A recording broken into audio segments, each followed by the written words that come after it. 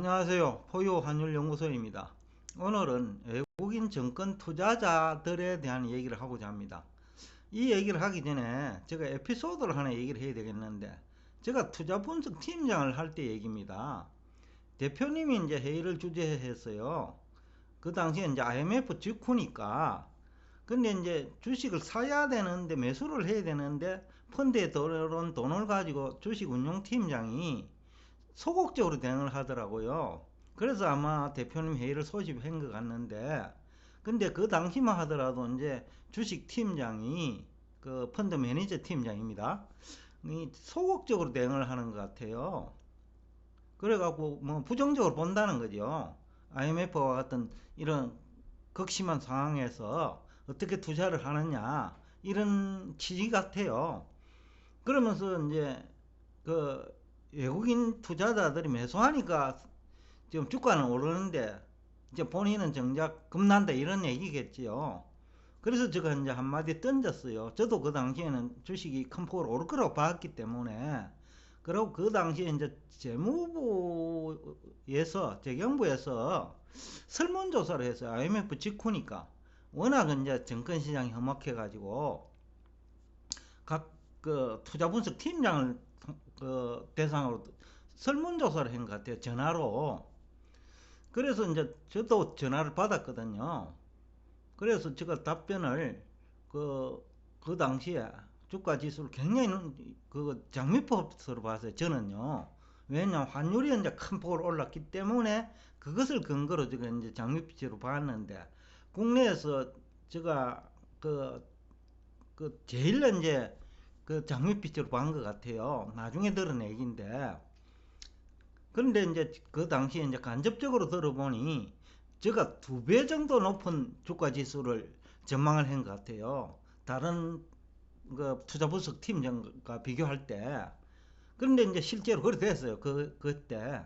근데 제가 오늘 하고자 하는 얘기는 외국인 투자자들 얘기인데, 그때도 이제 환율과 관련된 얘기고, 또 요즘도 환율과 관련 얘기잖아요. 또 외국인 정권 투자자들에 관한 얘기고.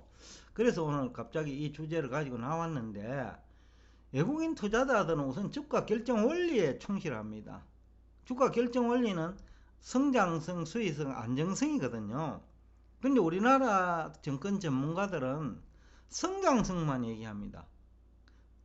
그것도 그 과거 3년 이상의 얘기는 안 하고, 우선 성장주라는 이름만 붙일 수 있으면 갖다 붙여버려요. 뭐 여러분들 뭐 지금 정권회사 그에서 방송활동 많이 하시는 분이 대표적인 사람 같아요. 그냥 이 무늬만 성장주 무조건 추천하고 보는 거예요. 그러다 보니까 결국 피해자는 여러분들이 되거든요. 그리고 이제 시장 환경이 바뀌어 가지고 금리가 오른다든지 이런 경우에는 이제 환경이 바뀌잖아요. 그 다음에 환율이 바뀌는 것도 환경이 바뀌는 거예요. 그러면 다음 그 주가 회복할 때에는 주도주가 바뀌거든요. 그러면 앞에 무늬만 성장주에 투자한 사람 다 희생됩니다. 그래서 외국인 투자자들은 주가 결정 원리를 굉장히 중시 여기는 투자 전략을 가져가죠. 그런데 이 주가 결정 원리, 성장성, 수익성은 환율하고 관계되어 있고 금리하고 관계되어 있거든요.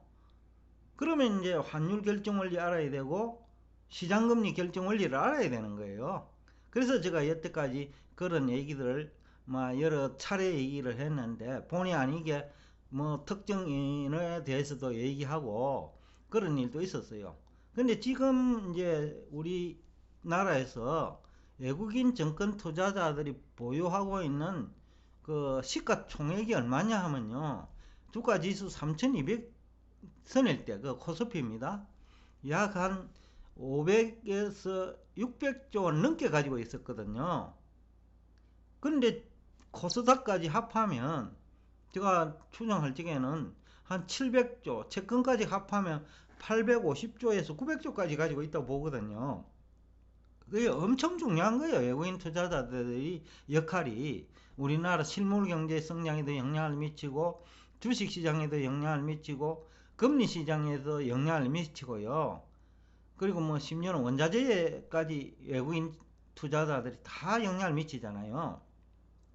그런데 지금 우리 국내에서는 언론도 그렇고 그 다음에 유튜브 공간에서 활동하시는 분들도 그렇고 왜 외국인 정권 투자자들이 주식을 매도하고 매수하는지에 대해서는 얘기를 잘 안 해요. 그래서 제가 앞에서 에피소드를 얘기한 거예요. 제가 느끼기는 모른다는 느낌이 들어요.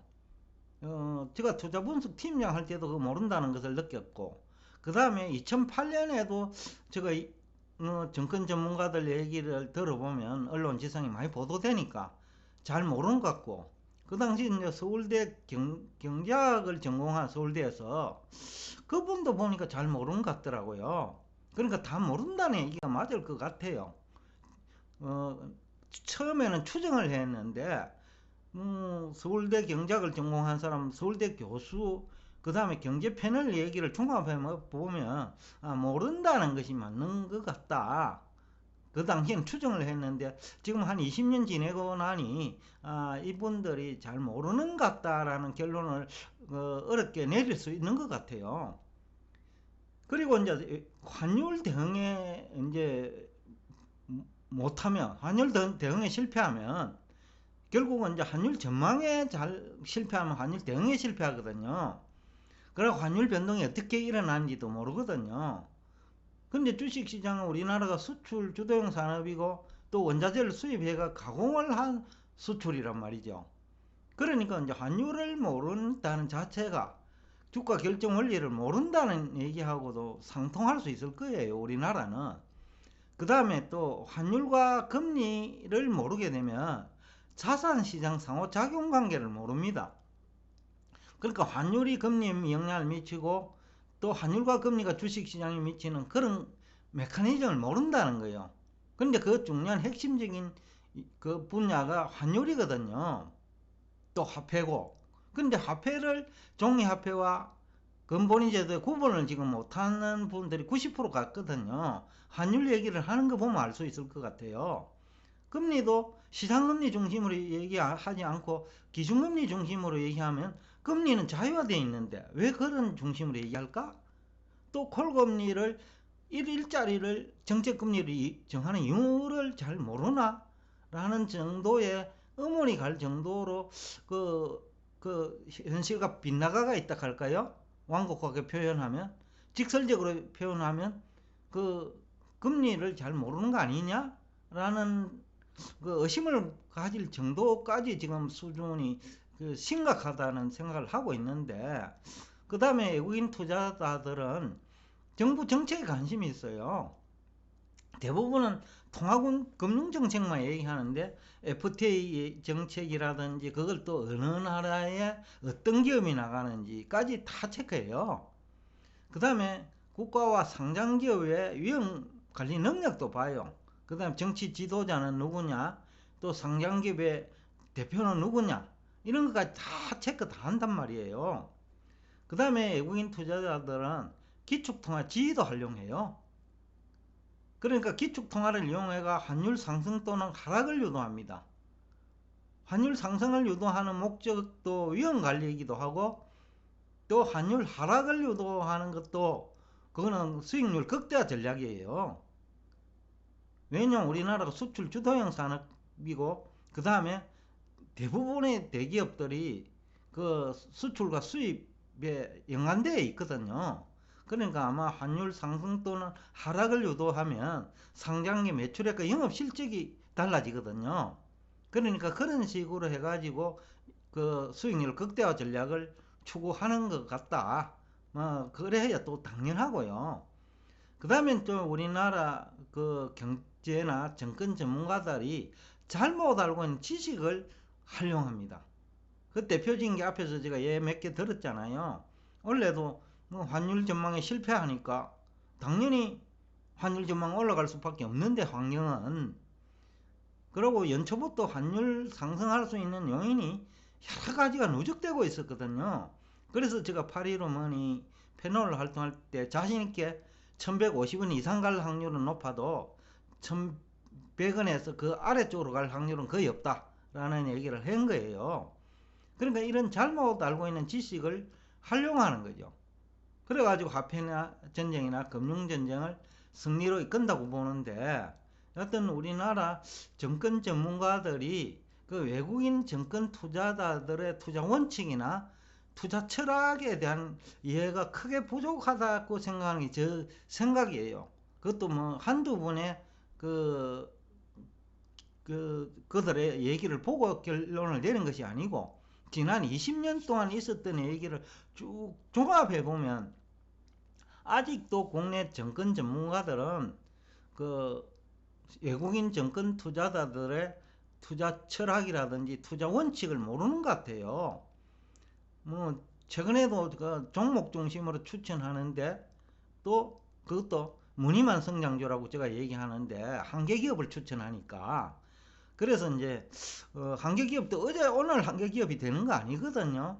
한 2, 3년에 걸쳐서 한계기업이 되기 때문에 그거는 실적이 수반되지 않는 무늬만 성장주예요.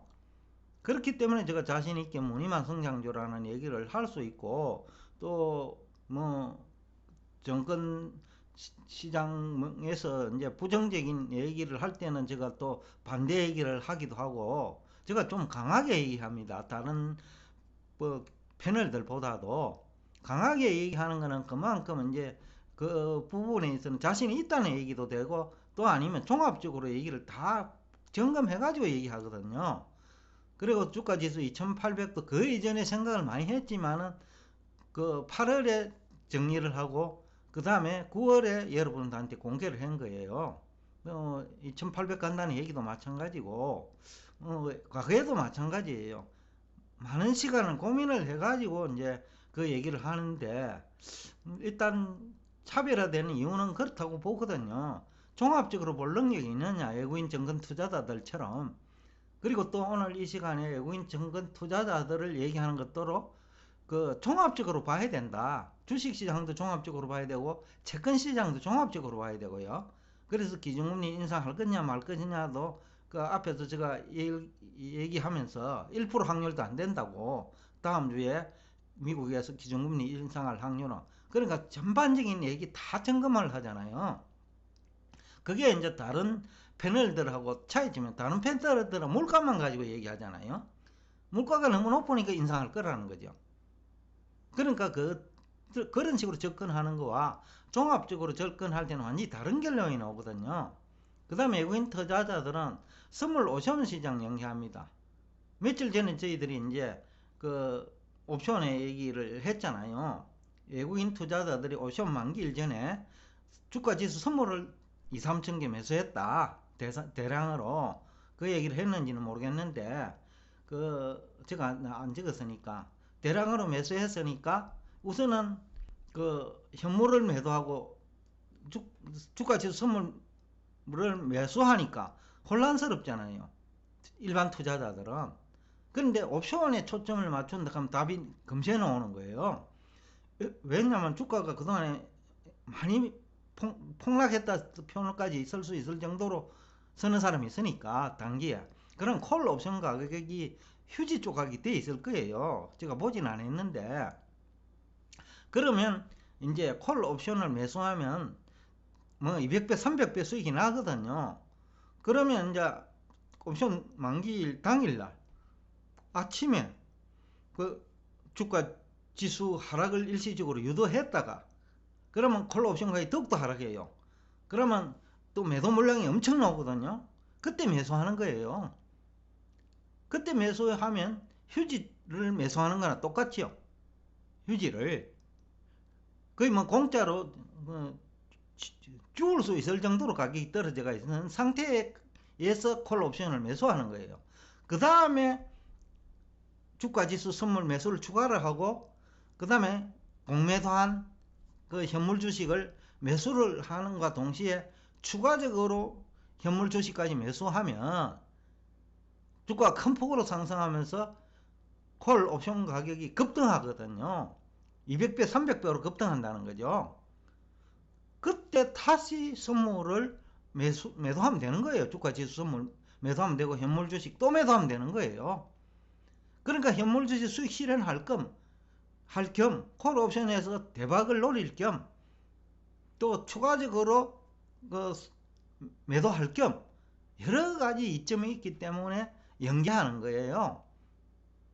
그렇기 때문에 이제 국내 정권 전문가들이 외국인 정권 투자자들의 투자 원칙, 투자 철학, 그 다음에 행동까지 알아야 되는데 그것을 잘 모르는 것 같다는 생각에서 오늘 제가 이 얘기를 했습니다. 그 다음에 외국인 투자자들은 거품 발생과 낙폭 과대도 이용합니다.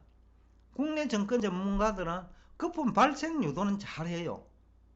근데 낙폭이 과대되면 공포 분위기를 조성하거든요. 그게 이제 그 외국인 정권 투자자들과 크게 차이점이에요. 우리 포유 환율 연구소와도 큰 차이점이에요. 지금 이런 얘기를 할 수 있다는 것이. 자, 오늘도 정확하게 얘기를 했는데 결국은 외국인 정권 투자자들을 알자. 그리고 종합적으로 판단하자. 주가 결정 원리에 충실하자. 그 다음에 환율 변동의 그 원인을 알자. 라는 그런 내용으로 얘기를 한 것 같아요. 오늘도 끝까지 경청해 주셔서 대단히 감사합니다.